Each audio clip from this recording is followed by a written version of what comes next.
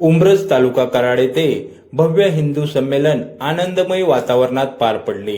हिंदुत्वाचा हुंकार आणि हिंदू एकता यांच्या रूढीकरणासाठी उंब्रज शहरामध्ये सकल हिंदू समाजाच्या वतीने विराट हिंदू संमेलनाचे आयोजन करण्यात आले.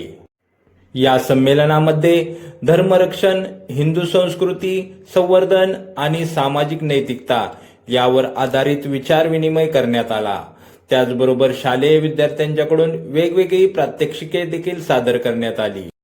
या कार्यक्रमास प्रमुख उपस्थिती डॉक्टर निळकंठ शिवाचार्य धारेश्वर महाराज, त्याचबरोबर श्री अजय कुलकर्णी, सो पूनम नितीन वास्के यांची होती.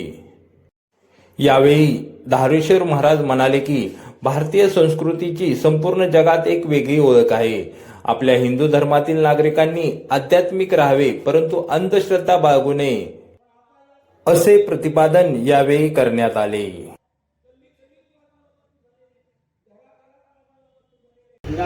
ज्याप्रमाणे देशाचं काम रक्षाच्या बाबतीने कार्य करत असताना जेव्हा सैनिक कमी पडलं तेव्हा आरएसएसचेच लोक सैन्यामध्ये होते आणि चीनला शहरामध्ये त्यांनी काम केलेलं आहे.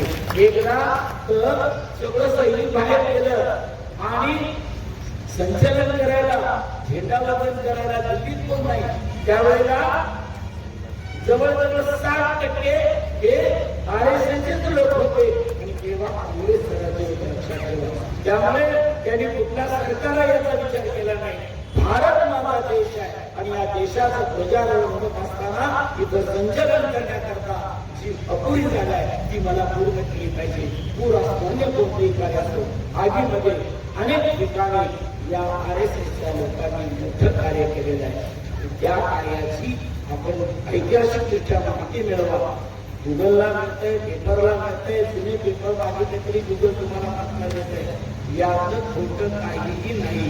फक्त राष्ट्रासाठी दडपणारी ही संघटना आहे आणि तिचा हा 101वा वाढदिवस आपण साजरा करायला पाहिजे असा आपण विचार करायला हवा. आणि एक कुटुंब कुटुंब हे छोटं एकच आहे, पण ते आनंदाचं ठिकाण आहे. 4 भिंती म्हणजे कुटुंब नाही, त्यात राहणारी माणसं ते घराचं सौंदर्य वाढवतात.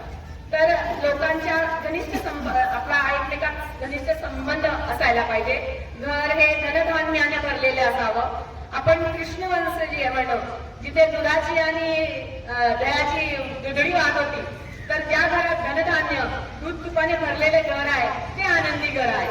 ज्या घरात एकमेकाशी संवाद गोड आहे, आपण गोड भाषेत बोलतो, सभ्य भाषा बोलतो आणि स्नेह, एक आठवड्यात एकदा कधीतरी स्नेह भोजन व्हायला हवंय.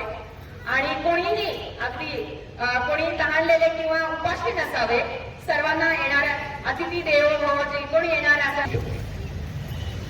आज आपण सगळेजण ज्या कार्यक्रमासाठी उपस्थित आहोत ते सकल हिंदू समाजाने आयोजित केलेल्या हिंदू संमेलनाला आपण एकत्र आलो.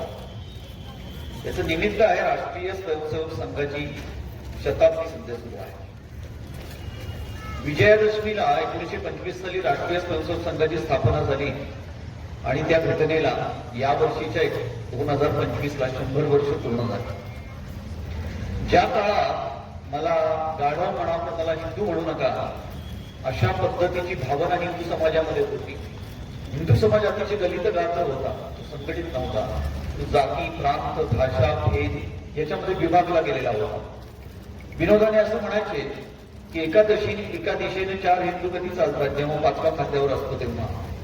त्या स्थितीपासून एका बाजूला गाढव म्हणा